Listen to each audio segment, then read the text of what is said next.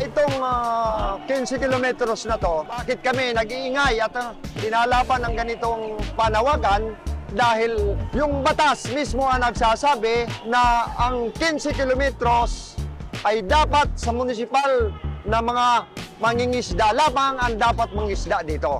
Ngayon, ang problema namin, yung desisyon mismo ng Supreme Court doon sa petisyon ng Mercedar, isang malaking fishing vessels ito na dyan sa Malabon, na humihingi sila na pasukin nila ang 15 kilometros pangisdaan ng mga maliit na mangisda. Yung desisyon na yon ay napakalaking pabor doon sa mga kapitalista at siyempre doon sa mga komersyal dahil pagpasok nila doon sa 15 kilometros pangisdaan munisipal, lilimasin nila, uubusin nila. Yung dekada na naming inipon na isda na nandyan na unti-unti naming hinuhuli, baka sa loob ng 2 buwan lang, lilimasin nila, tatabo sila ng limpak-limpak na pera, kami naman ang mawawalan.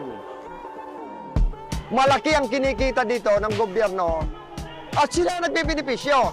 Dahil malinaw dito ang karamihan naman na commercial fishing na nandyan ay pag-aari ng mga congressman at mga kapitalista.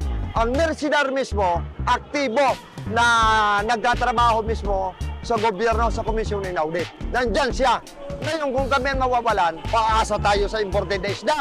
Hindi kami papayag, ilalaban namin ito. Kaya kailangan at panawagan ng mga mangisda, sumama ang sambayan ng Pilipino, taong simbahan at iba pa para doon sa laban namin sa 15 kilometros, pangisdaan munisipal.